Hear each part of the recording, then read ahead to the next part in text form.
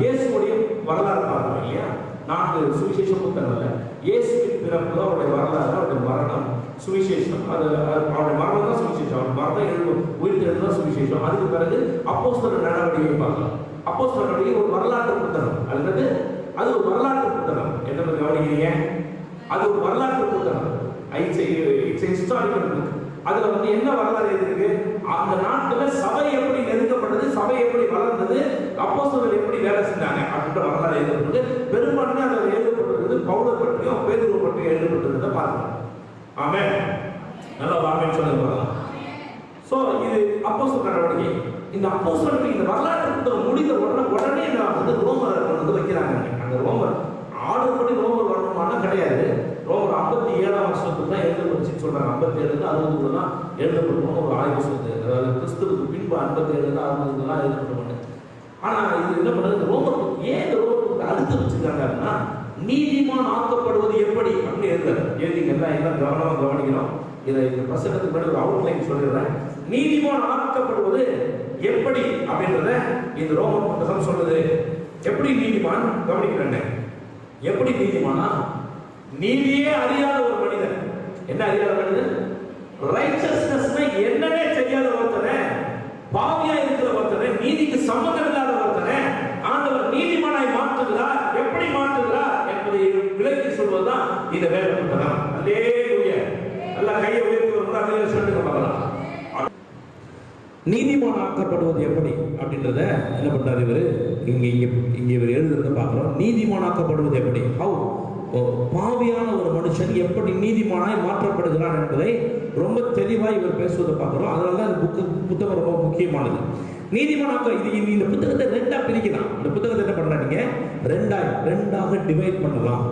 அதாவது 1ஆம் அதிகாரத்திலிருந்து 11ஆம் அதிகாரம் வரைக்கும் இதுல உபதேசங்கள், நாம் எப்படி இருக்க வேண்டும் அல்லது ஆண்டவர் என்ன செய்தார் என்பதற்கான உபதேசங்கள் எழுதப்பட்டிருக்கு.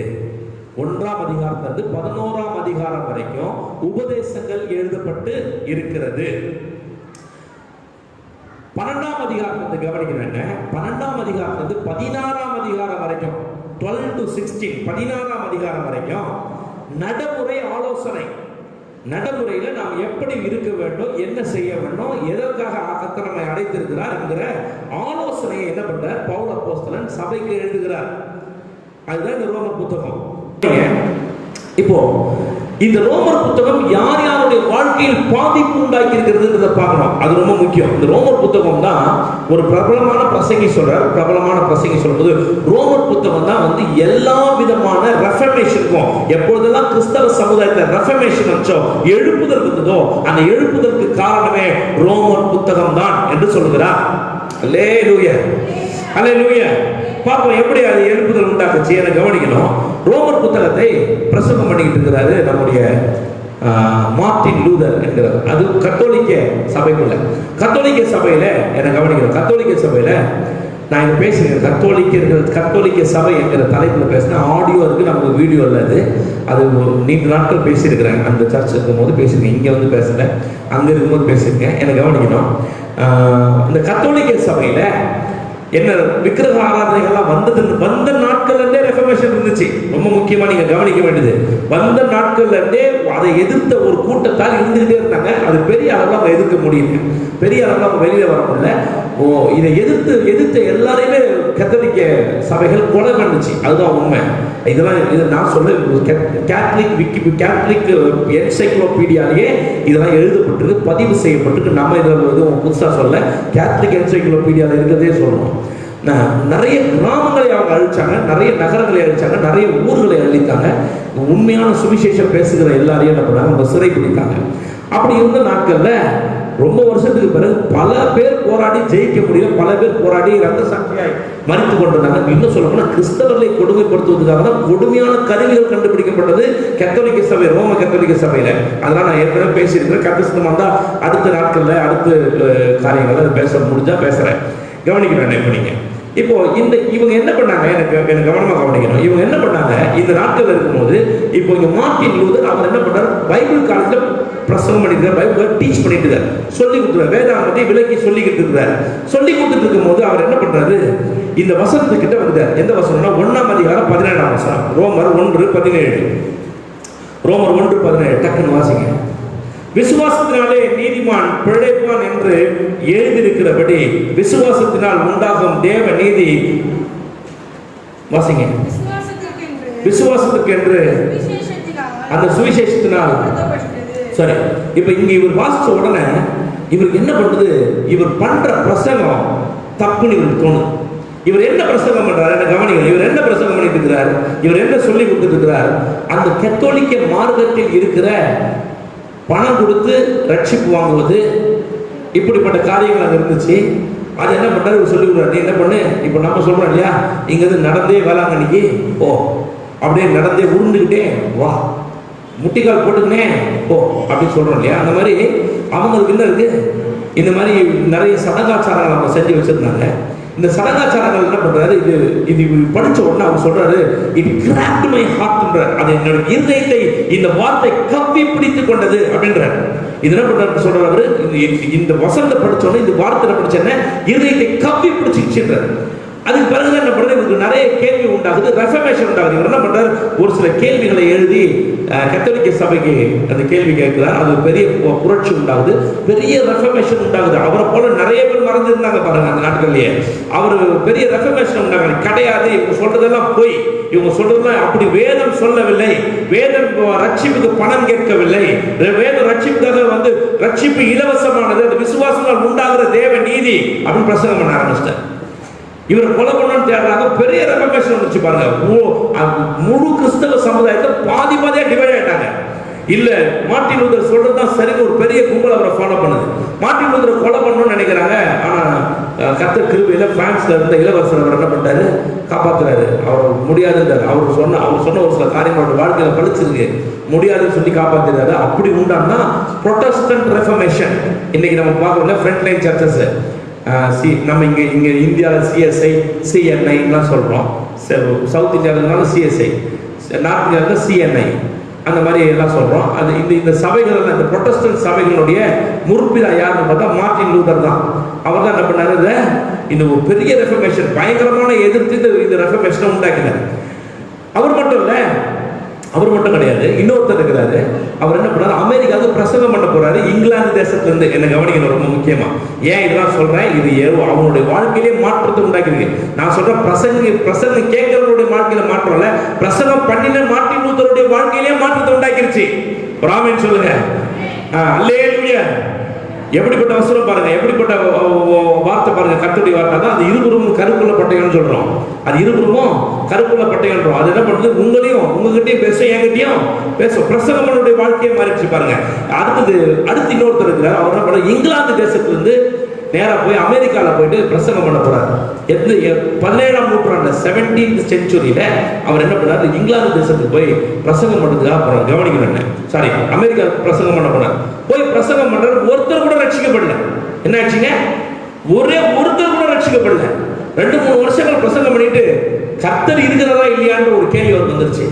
நான் போற வழி கரெக்ட் தானா, இது கரெக்டா, இது என்ன கர்த்தர் இருக்காரா இல்லையா, இது ஒன்றும் கதையாகாது போடுறதுன்னு சொல்லி திரும்பி இங்கிலாந்து தேசத்துக்கு போயிட்டார்.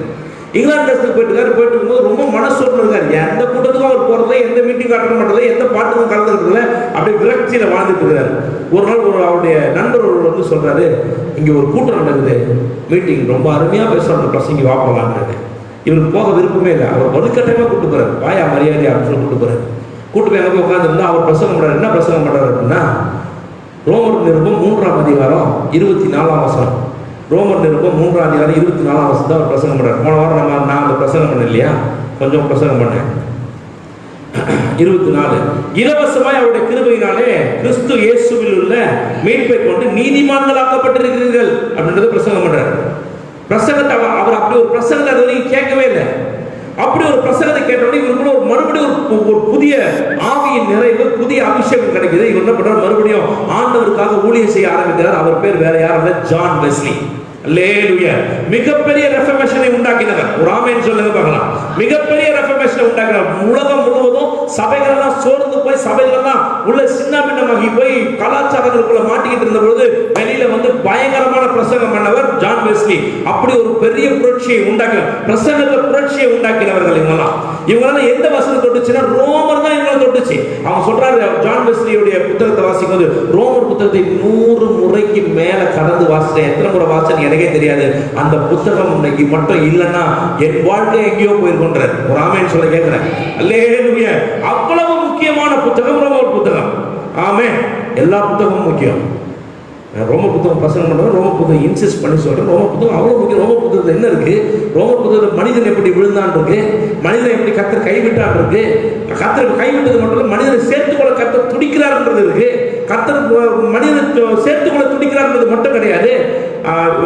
நியாயப்பிரமாணம் எப்படி அவனை வந்து பரிசுத்தம் இல்லாமல் ஆக்கிருச்சு, நியாயப்பிரமாணம் ஏன் பூர்ணப்படுத்தல அப்படின்றத பேசுறாரு. பேசிட்டு கடைசியா இயேசுவின் மூலமாய் நாம் எல்லாம் நீதிமான்கள் ஆக்கப்பட்டிருக்கிறோம். அவர் ரத்தத்தின் மூலமாய் பரலோகத்துக்குள்ளே போகிற வாய்ப்பை கர்த்தர் நமக்கு தந்திருக்கிறார். அவருக்கு ஒப்பாய் நம்மளை மாற்றி விட்டார். ரோமர் புத்தகம் பிரசங்கம் பண்ணுது. அல்லேலூயா. அதுதான் ஆழமா என்ன பண்ண போறோம், இந்த ரோமர் புத்தகத்தை கொஞ்சம் கொஞ்சமா ஆழமாய் பார்க்க கர்த்தருடைய ஆவியானவர் நமக்கு கிருபை தருவார்கள். இந்த ரோமர் புத்தகத்துல ரொம்ப முக்கியமான வசனங்களை மட்டும் நான் இன்னைக்கு கோடிட்டு சொல்ல விரும்புகிறேன். ரொம்ப முக்கியமான வசனம். முதலாவது, நிறைய எல்லா வசனமும் முக்கியமான வசனம் தான். இந்த ரோமர் புத்தகம் சென்ட்ரலைஸ்டு வேர்ஸ், அதாவது ஒரு திறவுகோல் வசனம், கீ வேர்ட் அப்படின்னு சொல்றாங்க. அது ஒரு 2 வசனத்தை சொல்றாங்க. 4ஆம் அதிகாரம் 25, 5ஆம் அதிகாரம் 1. அவர் நம்முடைய பாவங்களுக்காக ஒப்பு கொடுக்கப்பட்டும் நாம் நீதிமான்களாக்கப்படுவதற்காக எழுப்பப்பட்டும் இருக்கிறார். 5:1.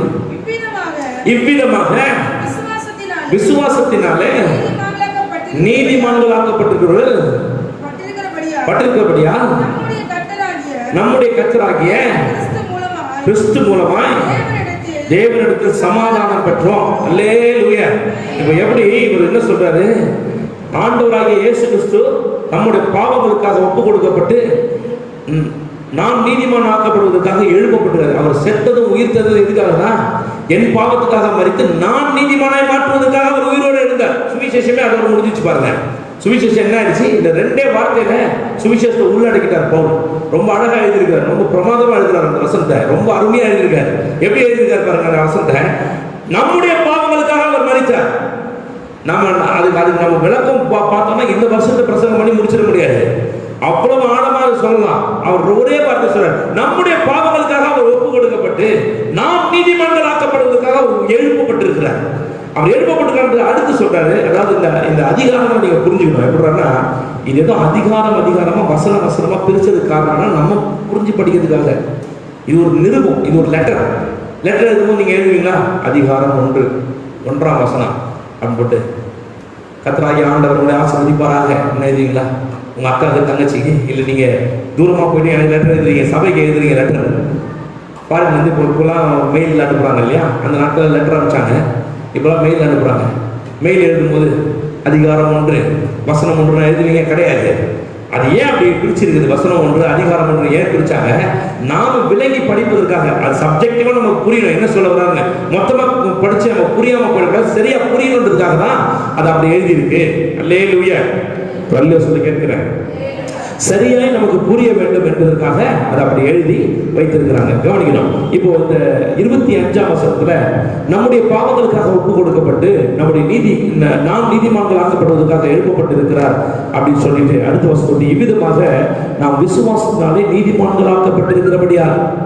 எப்படி நீங்க நீதிமான்கள் ஆக்கப்பட்டிருக்கிறபடியா, நீதிமான்கள் ஆக போகிறபடியால் இல்லை, என்ன பண்ணமா பாஸ்ட் நீதிமான்கள் ஆக்கிட்டாருங்கள. ஆமென் சொல்லுங்க. அல்லேலூயா. இவ்விதமாக நீங்கள் நீதிமான்கள் ஆக்கப்பட்டிருக்கிறபடியால் நம்முடைய கர்த்தராகிய இயேசு கிறிஸ்துவின் மூலமாய் தேவனிடத்தில் சமாதானத்தை பெற்றோம். இதுதான் சுவிசேஷம். என்னன்னா, தேவனுக்கும் நமக்கும் பிரிவினை உண்டாயிருச்சு, தேவனுக்கும் நமக்கும் பெரிய பிளவு உண்டாயிருச்சு. மனுக்குலம் தேவனை இழந்து விட்டது, தேவன் மனுக்குலத்தை கைவிட்டு விட்டார் என்ற ஒரு சூழ்நிலை வந்துருச்சு. ஆண்டவர் அவனை பார்க்க முடியாத அளவுக்கு தூரம் ஆயிட்டார் மாதிரி ஆயிடுச்சு. தேவனிடத்தில் சமாதானம் பெற, கர்த்தரோடு இணைய, கர்த்தரோடு இணைந்திருக்க, அல்லது ஆண்டவர் இடத்துல இருக்கிற நன்மையை பெற, கர்த்தரை முகமுகமாய் தரிசிக்கக்கூடியவர்களாய் நம்மளை மாற்ற இயேசு மரணத்தை அடைந்து, மரணம் மாத்திரமல்ல உயிர் தெழுந்தும் செய்திருக்கிறார். ஒரு ஆமென் சொல்ல கேட்கிறேன். அவர் மரணத்தின் மூலமா என் பாவம் சங்காரமாக்கப்பட்டுச்சு, அவர் உயிர் தெழுந்து மூலமா நான் நீதியை பெற்றிருக்கிறேன். ஆமென் சொல்ல விரும்பினா ஆமென் சொல்ல கேட்கிறேன். அதுதான் இதோட ரகசியம். இந்த புத்தகத்தினுடைய ரகசியமே இதுதான். இதுதான் என்ன பண்ண போறோம், அந்த புத்தகத்தை ரொம்ப விளக்கி பொறுமையா கொஞ்சம் கொஞ்சமா என்ன பண்ண போறோம், பார்க்க கர்த்தர் நமக்கு உதவி செய்வாராக. ஆமென். இந்த புத்தகத்துக்கு இன்னொரு பேர் இருக்கு. இது ஒரு முன்னுரை தான் சொல்றேன், இன்னைக்கு ஃபுல்லாவே நான் முன்னுரை பேசுறேன். இந்த புத்தகத்துக்கு இன்னொரு பேர் இருக்கு. இன்னொரு பேர் என்னன்னா, நிறைய பேர் சொல்றாங்க this is the fifth gospel of Bible. இது 5ஆம் சுவிசேஷ புத்தகம் அப்படின்னு சொல்றாங்க. என்ன சொல்றாங்க, இது 5ஆம் சுவிசேஷ புத்தகம் என்று பெரும்பான்மையானவர்களாய், 1-2 பேர் இல்லைங்க, பெரும்பான்மையானவர்களாய் அந்த நாட்களிலேயே சொல்லப்பட்டிருக்கு. இது வந்து இது 5ஆம் சுவிசேஷ புத்தகம் அப்படின்னு சொல்லி இதை பற்றி பேசுறாங்க. ஓகே, இப்போ சுவிசேஷம் என்றால் என்ன என கவனிக்கணும். இப்போ சப்ஜெக்டுக்குள்ள கொஞ்சம் கொஞ்சமா போவோம். அதுக்கு முன்னாடி என்ன பண்றீங்க நீங்க, அதுக்கு முன்னாடி முதல்ல ஃபர்ஸ்ட் இதை ஆரம்பிக்கும் போது அந்த வசனம் வாசிட்டோம் இல்லையா, 4ஆம் அதிகாரம் 25, 5ஆம் அதிகாரம் 1 இன்னொரு தடவை வாசிச்சுங்க. நம்முடைய பாவங்களுக்காக ஒப்பு கொடுக்கப்பட்டு நாம் நீதிமான்களாக்கப்படுவதற்காக எழுப்பப்பட்டும் இருக்கிறார்.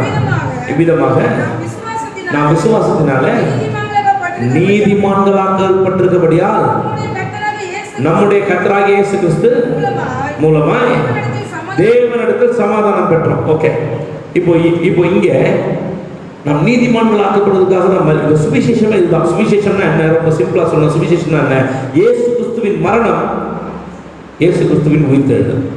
ரொம்ப ரொம்ப சிம்பிளா சொல்லணும். ரொம்ப அதை ரொம்ப புரிந்து கொள்ள விதத்தை சொல்ல, இயேசுவின் மரணம், அவருடைய எழுப்புதல், அவருடைய உயிர்த்தெழுதல், இதுதான் சுவிசேஷம். இதுதான் என்னது சுவிசேஷம். இன்னும் கொஞ்சம் அதை ஆட் ஆன் பண்ணி சொன்னோம் அப்படின்னா, அந்த மரணம் எனக்கு என்ன செய்கிறது, அந்த உயிர்த்தெழுதல் எனக்கு என்ன செய்கிறது, இதுதான் சுவிசேஷம். மனிதனுக்கு அதை எப்படி கனெக்ட் பண்றோம், மனிதனோட அதை எப்படி கனெக்ட் ஆகிருக்குது, அதுதான் சுவிசேஷம். அல்லேலூயா. ஒரு ஆமென் சொல்ல கேட்கிறேன். நல்ல சத்தமா சொல்லிட்டீங்களா? ஓகே, இந்த சுவிசேஷத்தை பற்றி இவர் இந்த புத்தகத்தை ஆரம்பிக்கும் போது ரொம்ப அருமையா சொல்றாரு பாருங்க. வாசிங்க. 1ஆம் அதிகாரம் 1ஆம் வசனத்துல இருந்து 4ஆம் வசனம் வரைக்கும், 7 வரைக்கும் வாசிங்க. 4 வரைக்கும் நீங்க பார்ப்போம். 1ஆம் அதிகாரம் 1ஆம் வசனத்துல இருந்து 7 வரைக்கும் வாசிங்க. இயேசு கிறிஸ்துவின் ஊழியக்காரனும் அப்போஸ்தலனாகும்படி அழைக்கப்பட்டவனும் தேவனுடைய சுவிசேஷத்திற்காக பிரித்தெடுக்கப்பட்டவனுமாகிய பவுல், ரோமாபுரியில் உள்ள தேவப்பிரியரும் அழைக்கப்பட்டவனுமாகிய அனைவருக்கும் நம்முடைய கர்த்தராகிய இயேசு கிறிஸ்துவினாலும் சமாதானமும் இயேசு கிறிஸ்துவை குறித்து தீர்க்கதரிசிகள் மூலமாய்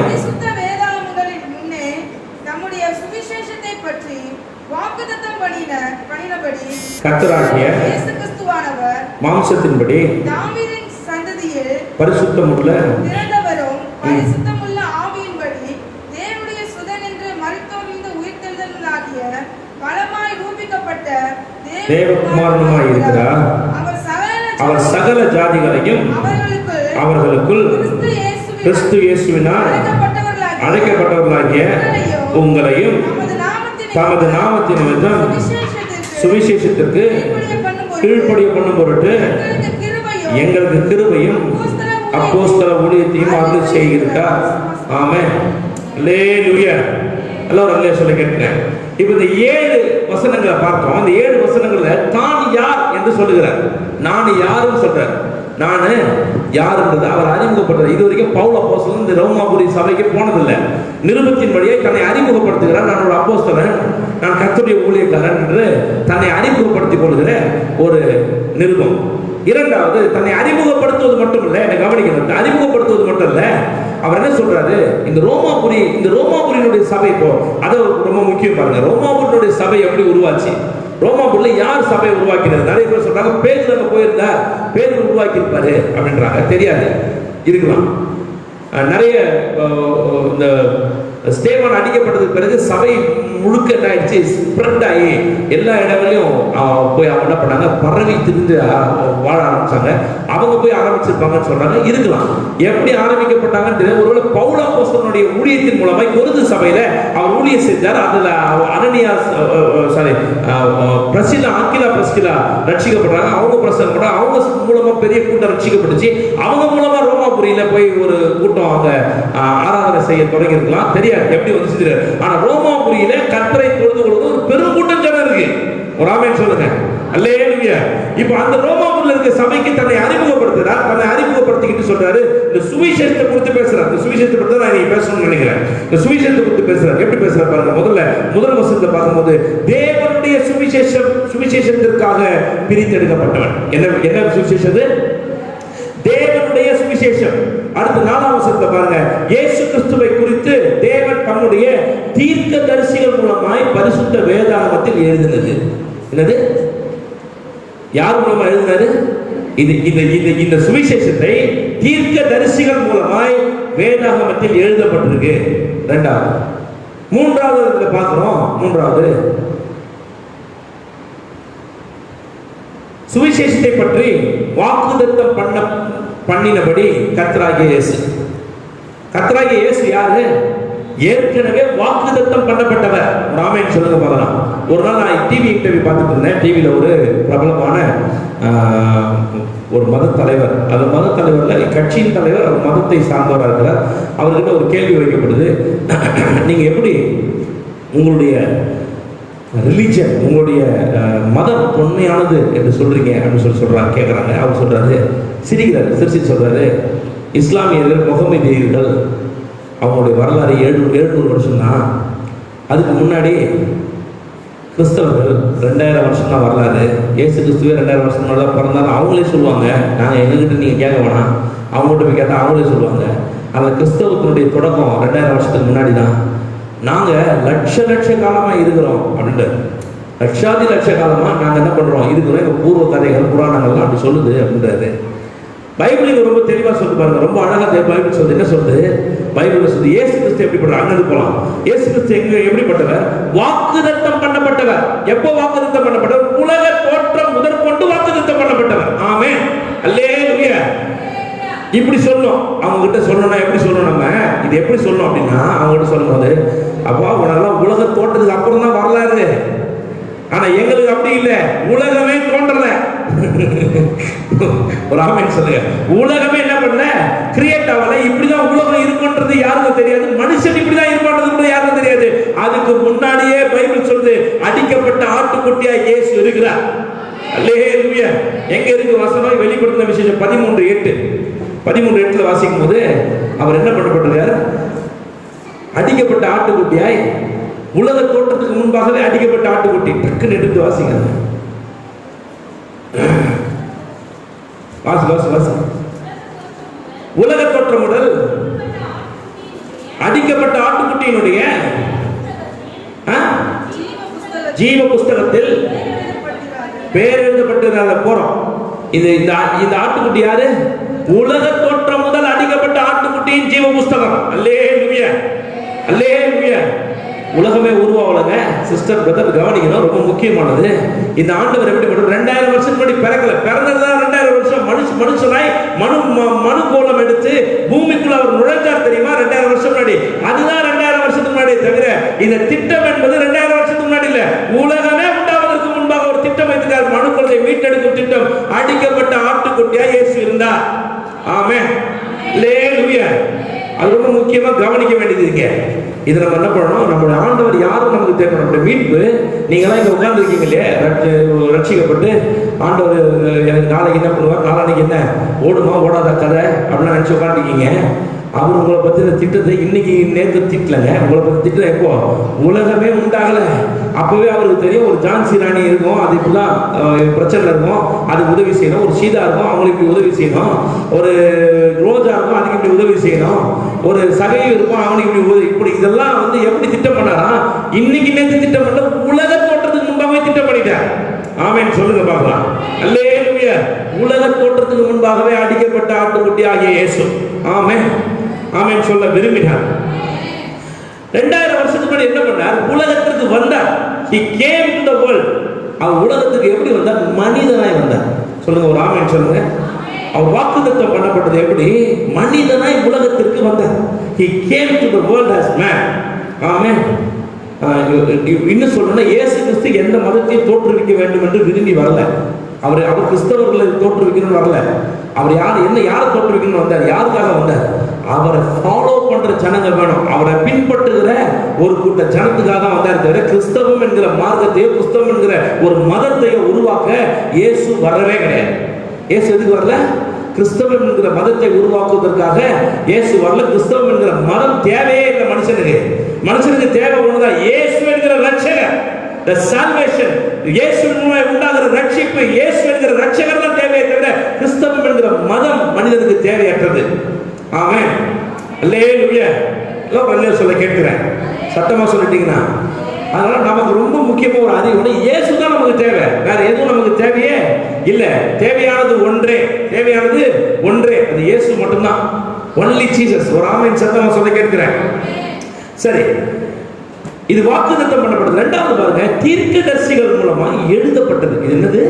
It has been written by the prophets. கவனிக்கணும், விளையாடக்கூடாது யாரும். It has been written by the prophets. தீர்க்கதரிசிகள் மூலமாய் பரிசுத்த வேதாகமத்தில் எழுதப்பட்டு இருக்குது.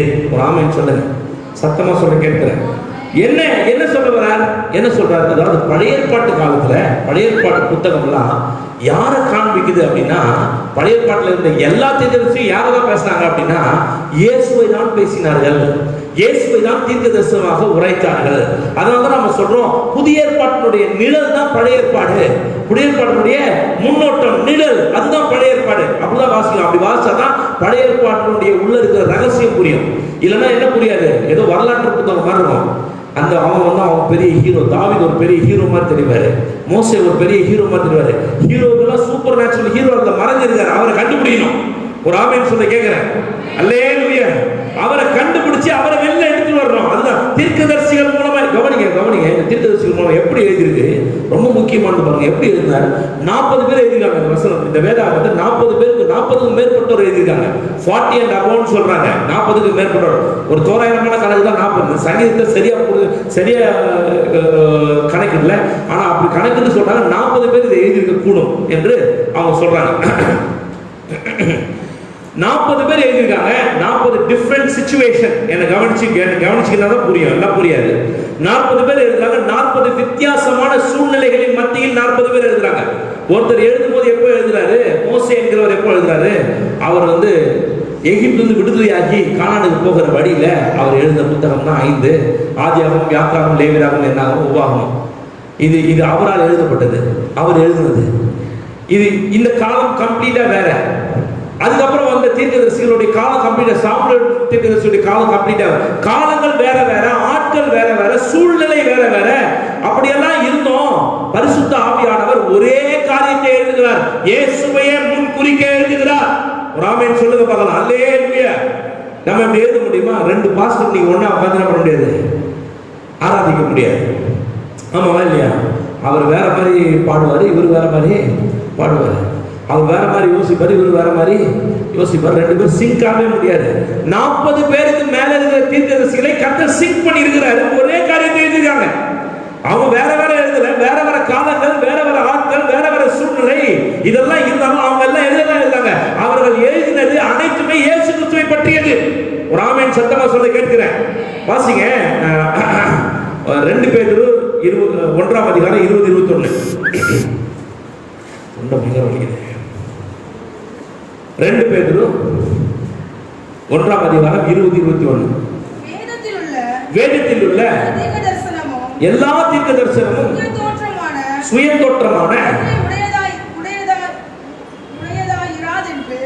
சுயதோற்றமான பொருளை உடையதா இராதென்று நீங்க எதை புரிஞ்சுக்கணும், என்ன கவனிக்கிறீங்களா? எத்தனை பேர் கவனிக்கிறீங்க? வேதத்தில் உள்ள தீர்க்க தரிசனங்கள் எல்லாம், ஒரு ஆமென் சொல்லுங்க சத்தமா, ரொம்ப முக்கியம். ஏன் ரோமர் பிரசங்கம் பண்றேன்? உங்களுக்கு கண்ணெல்லாம் திறந்துடணும். இன்னைக்கு நீங்க என்ன பண்ணணும், இந்த ரோமர் பிரசங்கம் முடியும் போது நீங்க ஒவ்வொருத்தரும் தனிப்பட்ட விதத்தில் கர்த்தருக்கு பிரியமானவர்களாக மாறிடுவீங்க. சரியா இருக்கட்டும். நீங்க பவர்ஃபுல் வேணா, மிகவும் பிரியமானவனா, நீங்க இருதயத்தின் வாஞ்சையெல்லாம் கர்த்தர் நிறைவேற்றக்கூடிய மனிதராக நீங்க மாறிடுவீங்க. அல்லேலூயா. நல்ல ஒரு என்ன சொல்லி கேட்கிறேன், கவனிக்கணும். இப்ப இங்க சொல்ற பேருக்கு சொல்லும் போது இது எந்த மனுஷனாலும் உண்டானது இல்ல, இது எப்படியா ஆண்டவர் தம்முடைய ஆவியானவரை கொண்டு, ஆண்டவர் யாரை கொண்டு? தம்முடைய ஆவியானவரை கொண்டு பரிசுத்த, வாசிங்க, தேவனுடைய பரிசுத்த மனிதர்கள் பரிசுத்த ஆவியினாலே ஏவப்பட்டு பேசினாங்க. எப்படி பேசினாங்க அவங்க? பரிசுத்த ஆவியானவர் அவங்களை ஏவினார். பரிசுத்த ஆவியானவர்களை ஏவப்பட்டு தான் பேசினாங்க. எல்லாரும் பாருங்க ஒரே மாதிரி பேசுறாங்க. எல்லாரும் இன்னும் சொல்றேன்னா தீர்க்கதரிசி கவனிங்க. இது இன்னும் கொஞ்சம் டீட்டெயிலாக பார்க்கும்போது வாசிங்க தானியேல் புத்தகம் 12ஆம் அதிகாரம், தானியேல் 12:8. இவங்க கவனிங்க, என்ன கவனிங்க, அது வாசிக்கிறதுக்கு முன்னாடி என்ன கவனிங்க. அதாவது இவங்கெல்லாம் எழுதிட்டாங்க. எப்படி எழுதிட்டாங்க? இப்போ ஏசாயா 53 அதிகாரம் வச்சுக்கோமே. ஏசாயா 53 அதிகாரத்தில் என்ன எழுதுறாரு? எங்களால் அறிவிக்கப்படுதே விசுவாசத்தவன் யார்? அதை வாசிங்க பார்ப்போம். ஏசாயா 53 எடுத்துங்க, டக்குன்னு ஒருத்தர் எடுத்துங்க, ரைட்டாக அதை போட்டுட்டு போவோம். என்ன சொல்றாரு? எங்கள் மூலமாக கேள்விப்பட்டதே விசுவாசத்தவன் யார்? கர்த்தருடைய புயம் யாருக்கு வெளிப்பட்டது? இளங்கிளையை போலவும் வறண்ட நிலத்திலிருந்து வேரை போலவும் அவனுக்கு முன்பாக துளிர்ப்பார், அழகில்லை, சௌந்தரியம் இல்லை, அவர் பார்க்கும் பொழுது நாம் அவரை விரும்பத்தக்க ரூபம் அவருக்கு இல்லை, அசட்டை பண்ணப்பட்டவரும் மனுஷரால் புறக்கணிக்கப்பட்டவரும் துக்கம் நிறைந்தவரும் பாட அனுபவத்துமாய் இருந்தார். அவரை விட்டு நம்முடைய முகங்களை மறைத்துக் கொண்டோம், அசட்டை பண்ணப்பட்டிருந்தார், எண்ணாமற் போனோம். மெய்யாகவே அவருடைய பாவங்களை ஏற்றுக்கொண்டு துக்கங்களை சுமந்தார். நமக்கு சமாதானத்தை உண்டு பண்ணும் ஆக்கினை அவர் ஏற்றுக்கொண்டார். இப்படிதான் இருக்குது. 5 வாசிங்க. நம்முடைய மீறுதல் நிமித்தம் அவர் காயப்பட்டு, நம்முடைய அக்கிரம நிமித்தம் அவர் நொறுக்கப்பட்டார். நமக்கு சமாதானத்தை உண்டு பண்ணும் ஆக்கினை அவர் மேல் வந்தது, அவருடைய தடுக்கலாம். இப்ப இது எழுதினாரு, நமக்கு எல்லாம் நல்லா தெரியுது யார் தான், இது யாரு? எனக்கு உங்களுக்கு நல்லா தெரியும், இது இயேசு தான். நம்ம படிக்கும் போதே நமக்கு தெரியும் இது இயேசு கிறிஸ்துவை பற்றிய தீர்க்க தரிசனம் என்று தெரியும். இப்ப எழுதின ஏசாயாவுக்கு தெரியாது. எதுவுமே புரியுது? இப்போ நான் ஒரு லெட்டர் எழுதுறவங்களுக்கு உங்களுக்கு அது நீங்க படிச்சு உங்களுக்கு புரியலாம், பிரச்சனை இல்லை. எழுதுன எனக்கே புரியல, எழுதுன எனக்கே புரியல. நான் எழுதிட்டு பார்த்தா எனக்கே புரியல. என்ன ஆண்டவரே, என்ன நீங்க சொன்னீர்? எழுதிட்டேன். எழுதி பார்த்துட்டு என்ன யார் இவரு? இளங்கிளை போல தோன்றுவார், அவர் பார்க்க ரூபம் அழகா இருக்காது, முகத்தை பார்த்தோம் அடிக்கப்படுவார், நொறுக்கப்படுவார், யாருப்பா இவரு? யார் இவருன்னு ஆராய்ச்சி பண்றாங்க. இது எங்க எழுதிருக்கு? வாசிக்க பார்க்கலாம். 1 பேதுரு 1ஆம் அதிகாரம், 1 பேதுரு 1ஆம் அதிகாரம் 10-12 வரைக்கும் வாசிங்க. 1 பேதுரு போன வாரம் இதை பேசினேன், லைட்டா பேசினேன். 1 பேதுரு 1ஆம் அதிகாரம் 10-12. உங்களுக்கு உண்டான கிருபையை குறித்து கவனிக்கணும், உன்னிப்பா கவனிக்கணும். உங்களுக்கு அந்த வசந்த மார்க் பண்ணி வச்சுங்க, வீட்டுல போய் அதை தியானிங்க. உங்களுக்கு உண்டான கிருபையை குறித்து தீர்க்க தரிசனம் சொன்ன தீர்க்கதரிசிகள் இந்த ரட்சிப்பை குறித்து கருத்தாய் ஆராய்ந்து பரிசோதனை கவனிக்கணும். பாருங்க, இவங்களுக்கு விலங்கல. இவங்க எழுதுனது தாங்கள் சொன்ன தீர்க்க தரிசனத்தை அவங்க என்ன பண்றாங்க? கருத்தாய் ஆராய்ந்து பரிசோதனை பண்றாங்க. நம்ம கரெக்டா பேசணுமா இல்ல நம்ம ஏதாவது சொந்தமா பேசிட்டோமா? ஏதாவது பிரச்சனையா? ஆவியானவர் தான் பேசுறாரா இல்லையா? இது யார் இவரு? இது என்ன எழுதி இருக்குது? அவங்களுக்கு தெரியல விஷயம். ராமன் சொல்லுங்க அவங்களுக்கு. நான் சொல்லுங்க, இது பைபிள் சொல்லுது. ரொம்ப முக்கியமா நீங்க கவனிக்கணும். இது பைபிள் சொல்லுது. எங்க இருக்கு? தானியேல் எழுதுங்க. இப்போ தானியேல் எடுங்க, அதுக்கப்புறம் வரேன். தானியேல் 12:8. தானியேல் 12:8. அதன் பொருளை அறியவில்லை, ஆகையால் என் ஆண்டவனே இவைகளின் முடிவு என்னமா இருக்கும் என்று கேட்டேன். நான் அதை கேட்டும். எல்லாம் சொல்லுங்க, நீங்க எல்லாம் சொல்லுங்க, அங்க இருக்கவங்க எல்லாரும் சொல்லுங்க. நான் அதை கேட்டும். அவருக்கு ஏதோ சொல்லப்படுது, அவரே கேட்டார். யார் கேட்டது? கேட்டவர் யார்? தானியேல் தான். தானியேல் கேட்டவொன்னா அவருக்கு ஒரு சொல்லப்படுது, நீ எழுதுன்ற ஆண்டவர். இவர் எழுதுறாரு வேற. அது எழுதிட்டு அவர் சொல்றாரு, நான் கேட்டேன் எனக்கு புரியலன்ற. எனக்கு என்னது? பைபிள் சொல்றேங்க, நான் கேட்டேன் எனக்கு புரியல அப்படின்ற. வாசிங்க. ஆகையால் என் ஆண்டவனே இவர்களின் முடிவு என்னவா இருப்பாங்க? ஒரு தூதன் நிற்கிறார், அவரை பார்த்து இவர்களின் முடிவு என்ன எனக்கு புரியல, நான் எழுத சொல்லிட்டீங்க, எழுதிட்டேன், எழுதி வச்சுட்டேன், எனக்கு அது புரியல, அதோடைய முடிவு என்னன்னு எனக்கு சொல்லுங்கன்றாரு. அப்புறம் அதற்கு அவன் தானியேலே போகலாம், கிளம்பாம்பா, உன் வேலை முடிச்சு. என்ன பண்ண, எழுந்தது வரைக்கும் தான் உன் வேலை. உன் வேலை என்னது? ஒன்லி ரைட்டிங் ஒர்க்கு தான் உனக்கு. இதுக்கு பின்னாடி ஒரு சந்ததி வரும், அதுக்கு தான் அது புரியும். உனக்கு புரியாது. உனக்கு என்னது புரியாது, அதுக்கு நல்லா புரியும். ஏன்னா அதுக்கு இயேசு கிறிஸ்து செஞ்சது அதுக்கு தான் புரியும், உனக்கு புரியாது. நீ என்ன பண்ண, நீ அதை எழுதுனா மட்டும் போகலாம், கிளம்பலான்ட்டான் அவன். அவன் என்ன பண்ண, கிளம்பு, கெட் அப் அப்படின்ட்டான். போதும், உனக்கு உன் வேலை என்ன, கேட்கணும், எழுதணும். எதுக்காக எழுதணும்? முன்னறிவிக்கப்பட்டிருக்கு இயேசுவை பற்றி, இயேசு கிறிஸ்துவை பற்றி, மீட்பை பற்றி, ரட்சிப்பை பற்றி, நம்மை பற்றி முன்னாடியே கர்த்தர் எழுதி வச்சிருக்கிறாரு. ஆமென் சொல்லுங்க. எத்தனை பேருக்கு புரியுதுன்னு தெரியல. மக்கா போயிடக்கூடாது. நம்மளாம் பாருங்க, இயேசு நாமத்தை நமக்கு கர்த்தர் வச்சிருக்காரதை நம்ம பெற்றுக்கொள்வோம். ஆமென் அல்லேலூயா. இவர் சொல்றாரு, இவர் கேட்கிறாரு, எனக்கு புரியலங்க, எனக்கு சொல்லி கொடுங்க, என்னது இது, எனக்கு எழுத சொல்லி எழுதிட்டேன், டாக்குமெண்ட் ஆக்கி வச்சிருக்கிறேன். இப்போ நான் டாக்குமெண்ட் தோல் சூரில் எழுதி வச்சிருக்கிறேன், இப்போ எனக்கு சொல்லுங்க, எனக்கு புரியலன்னா. அவர் சொல்றாரு, உனக்கு புரியாது, உனக்கு என்னது, கிளம்பலாம், நம்ம உனக்கு எழுதுறது மட்டும்தான் உங்க வேலை, நீ வெறும் எழுதுற வேலையை பாரு. அப்படிதான் இங்க நிறைய பேருக்கு நிறைய தீர்க்கதரிசிகள் இவங்க என்ன பண்றாங்க, ஆராய்ச்சி பண்றாங்க, கருத்தாய் ஆராய்ச்சி பண்றாங்க, சுய பரிசோதனைக்கு உட்படுத்தி இது சரிதானா, இது எழுத சரிதானா அப்படி ஆராய்ச்சி பண்ணும்பொழுது அவங்க உன்னை கண்டுபிடிச்சாங்க. வாசிங்க பேதுரு, அந்த பேதுரு 1 பேதுரு 1ஆம் அதிகாரம் 10-12 அவங்க உன்னை கண்டுபிடிச்சாங்க. வாசிங்க.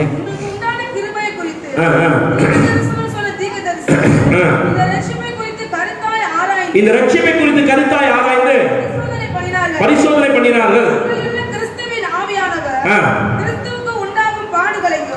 இப்போ அவங்க பரிசோதனை பண்ணி ஆராய்ச்சி பண்ணதுக்கு பிறகு அவங்களுக்கு ஒண்ணு தெரியுது.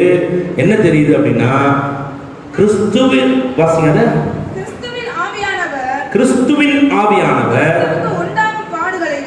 கிறிஸ்துவுக்கு உண்டாகும் பாடுகளையும், எல்லாம் சொல்லுங்க, கிறிஸ்துவுக்கு உண்டாகும் பாடுகளையும் அவைகளுக்கு பின்பு வரும் மகிமையையும் முன்னறிவித்த போது இன்ன காலத்தை குறித்து என்பதையும் அந்த காலத்தின் விசேஷம் இன்னது என்பதையும் ஆராய்ந்தார்கள்.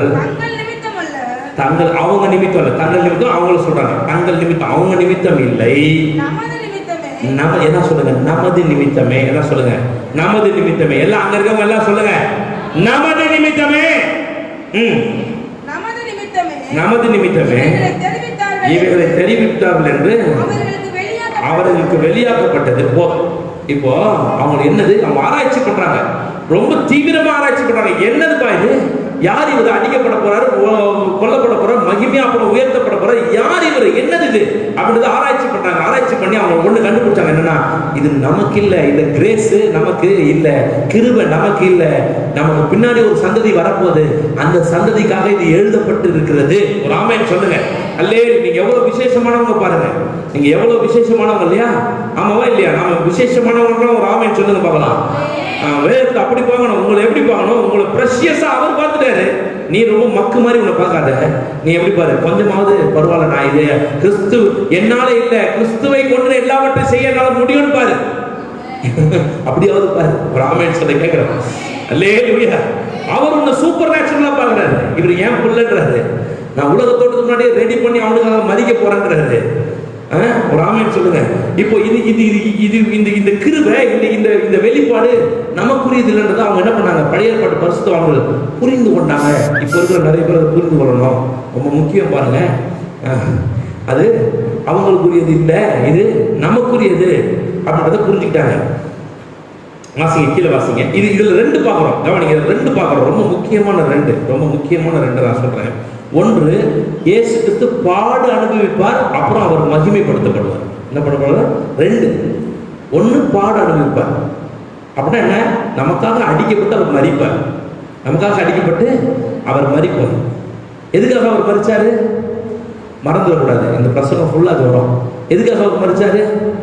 என் பாவத்தின் நிமித்தம் மரித்தார். ஒரு ஆமென் சொல்லுங்க. அவர் மகிமையாய் உயர்த்தப்பட போகிறார், உயிர்த்தெழுவார், மகிமையாய் உயர்த்தப்பட போகிறார். எதுக்காக? நான் நீதிமானாக்கப்படுவதற்காக அவர் உயிர்த்தெழுந்தார். மகிமை அப்படிதான் வெளிப்படுச்சு.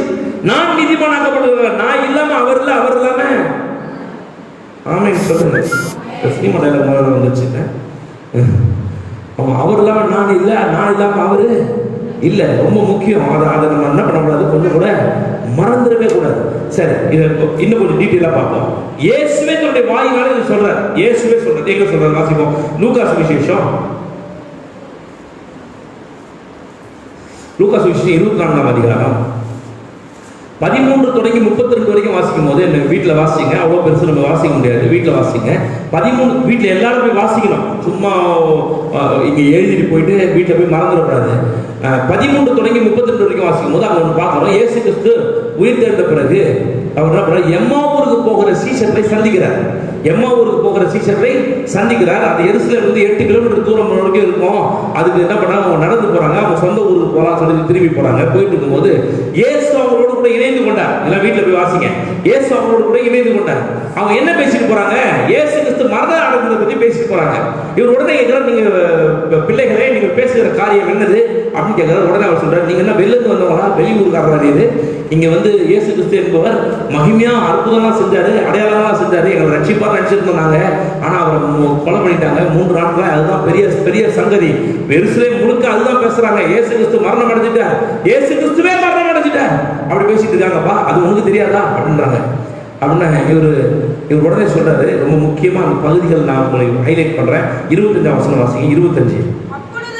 அப்பொழுது அவர் தீர்க்கதரிசிகள் சொன்ன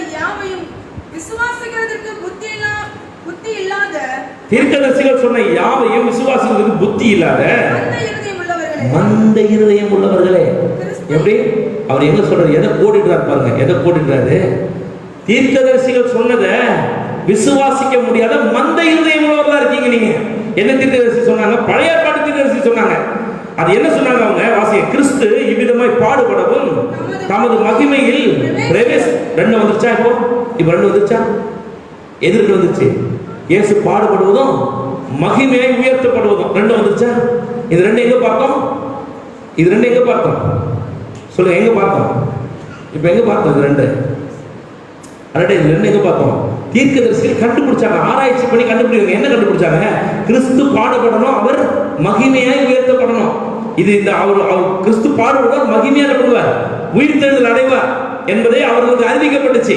அவங்க தீர்க்கதரிசனமா அதை உரைச்சாங்க. அதை என்ன பண்றாங்க, இங்க சொல்றாரு பாருங்க. அவர் இயேசு தன்னுடைய வாயினால் சொல்லும் போது இயேசுவே சொல்லுகிறார். என்ன சொல்றாரு, தீர்க்கதரிசிகளால் உரைக்கப்படுது நிறைவேறும் என்று தெரியாதா, மந்த இருதயம் உள்ளவர்களே, கிறிஸ்து இவ்விதமாய் பாடுபடவும் தமது மகிமையில் பிரவேசிக்கவும் வேண்டியதில்லையா என்று சொல்லி மோசே முதலாய், யார் முதலாய் சொல்லுங்க, யார் முதலாய், மோசே முதலாய் தீர்க்கதரிசிகள் எல்லாரும் எழுதின வேத வாக்கியங்கள் எல்லாம் விவரித்து காண்பித்தார். எப்படியா, அவர் என்ன சொல்றாரு, யாரெல்லாம் சொல்றாரு, மோசேன்னு ஸ்டார்ட் பண்றாரு. மோசேனா எங்க, மோசேனா என்ன, இது மோசேனா மனுஷன் என்ன சொல்லல. அவரு ஆதியாகமம், யாத்திராகமம், லேவியராகமம், என்னாகமம், உபாகமம், இது 5 புத்தகம், தோரா என்கிற இந்த 5 புத்தகத்தை எழுதினவர் மோசே. இந்த 5 புத்தகத்தை எழுதினவர் மோசே. இந்த 5 புத்தகத்திலும் என்னை குறித்து எழுதியிருக்கு மோசே முதலாய். அவன் முதற்கொண்டு என்னை எழுதியிருக்கிறான். அவன் மட்டும் கிடையாது, எல்லா தீர்க்கதரிசியும் யார் தான் எழுதினாங்க, என்னை தான் எழுதியிருக்கிறார்கள். ஒரு ஆமென் சொல்லுங்க. அல்லே, அப்படிதான் இப்படிதான் பைபிள் வாசிக்கணும். பழைய ஏற்பாடு படிக்கும் போது எப்படி படிக்கணும், ஏதோ வரலாற்று புத்தகம் படிக்கிற மாதிரி படிச்சா வரலாற்று புத்தகம் தான் அது வரலாறு மட்டும் தான் தெரியும். எப்படி படிக்கணும், இயேசுவை கண்டுபிடிக்க படிக்கணும். ஒவ்வொரு சம்பவத்தையும் இயேசு இருக்கிறார். ஒவ்வொரு சம்பவத்தையும் இயேசுவை பற்றி விளக்கம் அதில் சொல்லப்பட்டிருக்கு. ஒவ்வொரு காரியத்திலும் இருக்கு. காரியம் இல்லாம, காரணம் இல்லாம ஆண்டவர் எதையும் என்ன பண்ணல, சொல்லல. ஆமென் சொல்லுங்க பார்க்கலாம். அல்லேலூயா. அதனால சொல்றோம், பழைய ஏற்பாடு புதிய ஏற்பாட்டுக்கு நிழலா இருக்கிறது. That's the shadow of the New Testament. இந்த புதிய ஏற்பாட்டுக்கு பழைய ஏற்பாடு ஒரு நிழலா இருக்குது. அது ரொம்ப முக்கியமான புரிஞ்சுக்கணும் பாருங்க. ரொம்ப முக்கியமானது, ரொம்ப அவசியமானது. இதை புரிஞ்சுட்டா பழைய ஏற்பாடு படிக்கணும் பாருங்க. நம்ம சபையில தான் வந்த உடனே என்ன சொல்லுவோம், புதிய ஏற்பாடு மத்தேயும் படிக்கணும். மத்தேயும் நீ படிச்சுட்டே வா, அப்புறம் பழைய ஏற்பாடு போகணும். ஏன் அதை சொல்றோம், அது விளக்க சொல்றோம். அப்படி சொல்லிட்டு விட்டுறக்கூடாது, விளக்க சொல்லணும். ஏன் சொல்லணும் அப்படி, இயேசுவை தான் பழைய ஏற்பாடு பிரசங்கம் பண்ணிருக்கு. பழைய ஏற்பாடு சொன்னது யார் தான் சொல்லிருக்கு, இயேசு கிறிஸ்துவை தான் சொல்லி இருக்கிறது. ஆமென் சொல்லுங்க. அல்லேலூயா. வாசிங்க, விவரித்து காண்பித்தார். 28. அத்தருணத்தில் இப்போ விவரித்து காண்பிக்கிறார். காண்பிச்சுட்டு கிராமத்துக்கு போறது சமீபமாயிட்டாங்க. உடனே ஒரு அப்பாலே போகிறவர் போல காணப்படுறாரு. உடனே அவங்க சொல்றாங்க, ராத்திரி ஆயிடுச்சு, நீங்க வந்து என்ன பண்ணுங்க, கூட தங்கி இரும். நீங்க வந்து என்ன பண்ணுங்க, தங்கி இருங்க, எங்க கூட வாங்க, தங்கி இருங்கன்றாங்க. வருந்தி கேட்டு கொண்டாங்களாம், ரொம்ப கெஞ்சி கேட்டாங்க. இவரை போய் தங்குறாரு. தங்கும்போது சாப்பிடும்போது என்ன பண்ணாரு, ஸ்தோத்திரம் பண்ணி அப்பத்தை பிட்டு வாங்கி அப்பத்தை பிட்டு கொடுத்தார். ஆமேன்னு சொல்லுங்க. பல இடங்களுக்கு வருது இல்லை, வாங்கி ஸ்தோத்திரம் பண்ணி அவங்களுக்கு கொடுத்தார் அப்படின்னு இருக்கு. அப்படிதானே எல்லா இடங்களையும் அப்படி வாசிக்கிறோம். வாங்கினார், ஸ்தோத்திரம் பண்ணார், துதித்தார், பிட்டார், கொடுத்தார். ஆமேன்னு சொல்லுங்க. இல்லையே இந்த ஆக்டை பார்த்த உடனே, இதை எப்படி பேசுறதில்ல, இந்த ஆக்டை பார்த்த உடனே அவன் கண்டுபிடிச்சான், இது இயேசுதான் கண்டுபிடிச்சான், இது கர்த்தர் அப்படின்றான். உடனே மறைஞ்சிட்டார். இம்மீடியட்டா நோட்டி பொழுது என்ன பண்ண, மறைஞ்சிட்ட உடனே அவன் சொல்றான், ரொம்ப முக்கியமானது பாருங்க, அந்த வசனம் தான் ரொம்ப முக்கியமானது. 32 வாசிங்க. 31 வாசிங்க. அவருடைய கண்கள் திறக்கப்பட்டு அறிந்தார்கள். உடனே அவர் அவர்களுக்கு மறைந்து போனார். அப்பொழுது அவர்கள் ஒருவரை ஒருவர் நோக்கி வழியிலே அவர் நம்முடனே பேசி வேத வாக்கியங்களை நமக்கு விளங்க காட்டின பொழுது நம்முடைய இருதயம் அல்லேலூயா.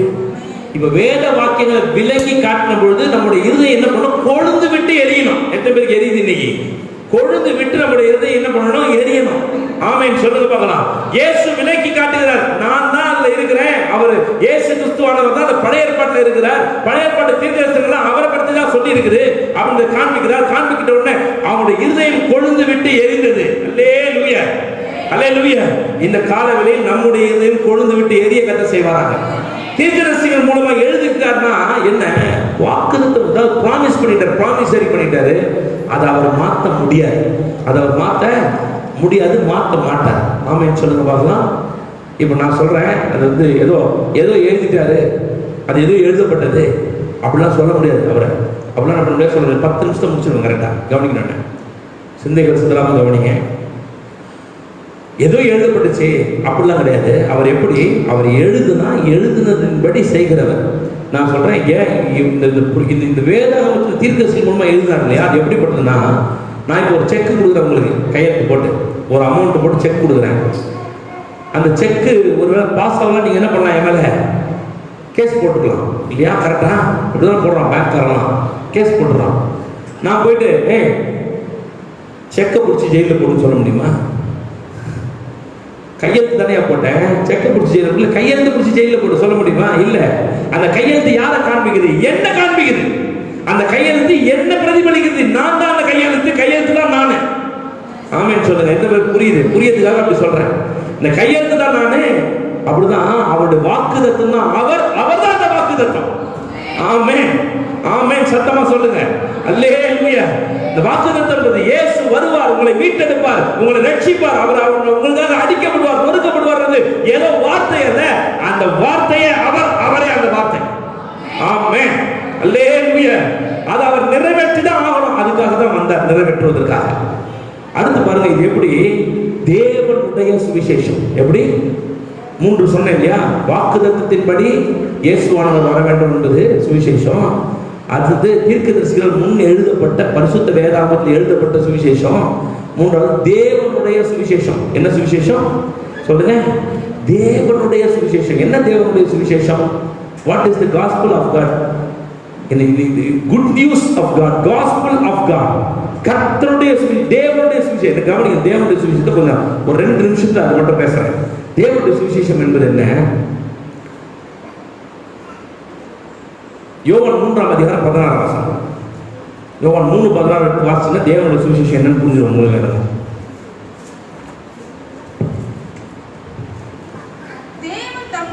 தேவன் தம்முடைய ஒரே பேரான குமாரனை விசுவாசிக்கிறவனோ அவன் கெட்டு போகாமல் நித்திய ஜீவனை அடையும்படிக்கு அவரை தந்தருளினார். எப்படி தேவனுடைய சுவிசேஷம் தெரியுமா?